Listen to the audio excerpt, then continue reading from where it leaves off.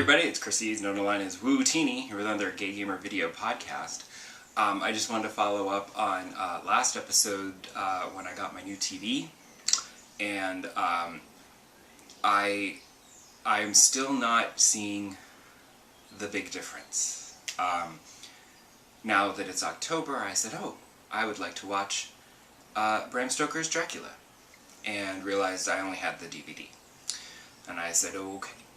And so I said I should really upgrade that to Blu-ray, because it's one of my favorites.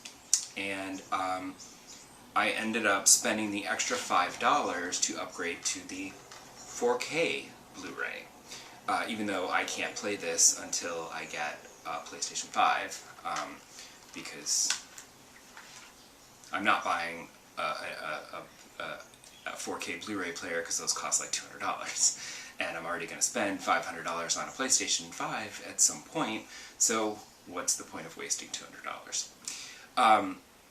But I realized that when I put in the digital code, that because it was the 4K version of the Blu-ray, I get a 4K digital code. So I was like, oh, I can't watch the disc, but I could stream it in 4K. So I did that. And it looked great, but, I mean, I've only been watching the DVD, so what do I know? And when it was over, I put in the regular Blu-ray just to look at a couple of scenes, and it basically looked the same to me. Like, I don't really feel like that there was a big leap from 1080p to 4K. And I mentioned this before, and it's true. It's not like when you went from, like, VHS to DVD, or even DVD to Blu-ray. Like, I remember when I got my first high-def TV, took it home, plugged it in, put it on, and it was like channel 2 was like golf on like a Saturday afternoon or whatever, and I just remember being like, this doesn't look any better, it looks terrible. Like, what is this? It almost looks worse.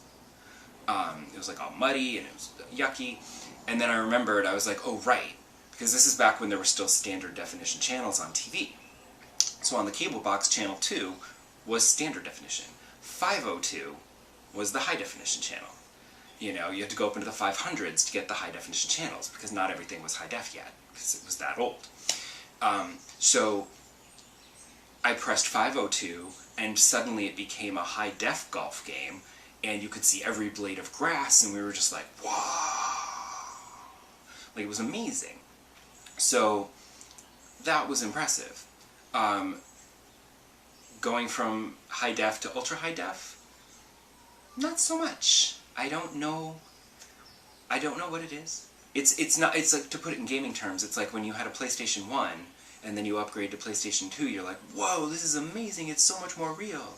And then from 2 to 3, there was another massive graphical upgrade. The PS3 to PS4, I feel there is an upgrade, obviously, but I feel like it's getting smaller and less impressive. So I don't know, going from the PS4 to the PS5, I don't know that the graphics are going to get that much better. It'll probably, I mean, obviously they'll get better. But like, I don't know if I'm going to really care about 4K gaming, because it still looks as good as regular high-def gaming. So I don't know. I don't know if it's my TV. Maybe it's because I have a smaller TV. I don't have like a 60-inch TV, because I don't sit that far away. It's a small living room. So maybe the smaller TV is making it not as impressive. Or maybe it's the fact that the TV is upscaling regular 1080p, so it ends up kind of evening out. I don't know. But I don't care about 4K gaming, really, it seems. I'm not really expecting much of a noticeable improvement when I get my PlayStation 5 and plug it in, because I'm still enjoying my PlayStation 4. I, in fact, tried a new game this week. I actually stopped playing No Man's Sky, but did not go back to Ghost of Tsushima right away. After a few more days of exploring space, I decided to check out this Genshin Impact game that everybody was talking about. It's a free-to-play RPG that everyone says it's a Breath of the Wild clone, and yes, there are a lot of elements that are extremely taken from Breath of the Wild. The enemies, there's some enemies that are extremely reminiscent. There's cooking. There's an open world to explore. It is somewhat reminiscent, but at its core, it's a JRPG, and you are a character looking for their missing sibling, and you gather a group of party members that you switch between. So, and there's a lot of stuff going on. So, it's sort of it's not a complete Breath of the Wild clone. But it was weird because it's a free-to-play game, so I figured let me give it a shot, because it only costs the time it takes to download, which you can do in the background, so who cares? Like, I set it to download, and then after I finished work, I was like, okay, let's go. And it was impressive, actually, I gotta say. Like, it looks great. It has a beautiful, like, cartoon, cel-shaded anime look. Looks fantastic. There's a lot going on with the controls. Like, every button does something, and it's a little overwhelming. And I'm not sure that the tutorials are really as helpful as I would like them to be. I accidentally discovered that there's a photo mode. It was kind of fun. Just by randomly pressing buttons and trying to find a certain menu, I found a photo mode. I was like, yay. But, like, it's surprising because it's a gacha game, and I kept waiting for it to say, like, okay, now give me money.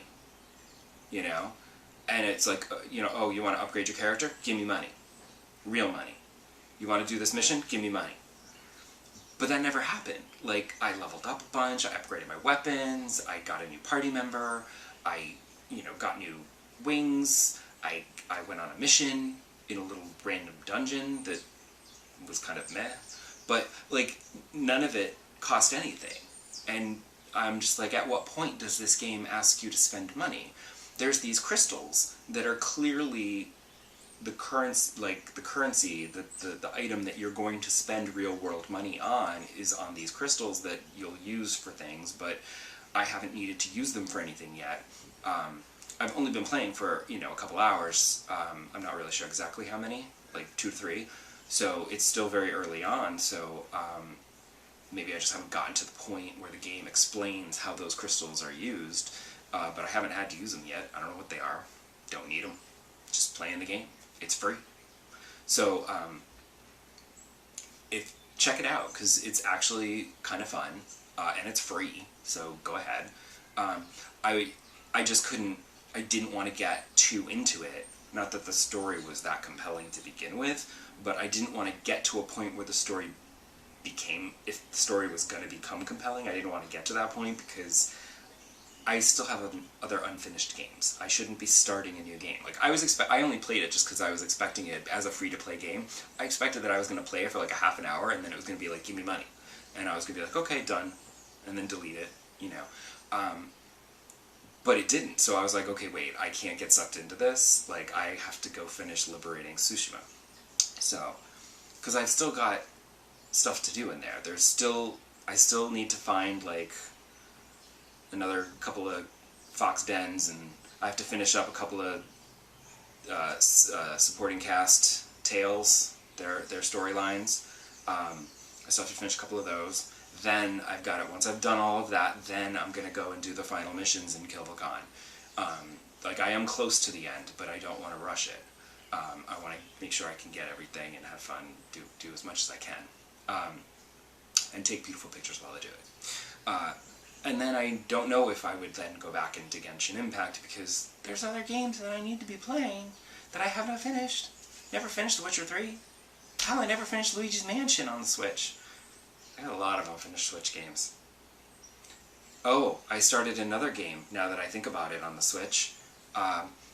The Super Nintendo channel added Super Mario Picross, or Mario Super Picross, whichever.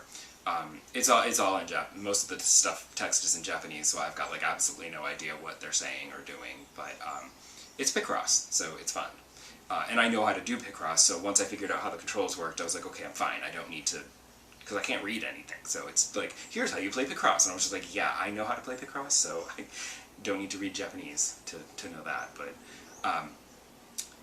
that's just I just play a few of those, and then after Animal Crossing, maybe I'll do some Picross puzzles, and then switch over to PlayStation.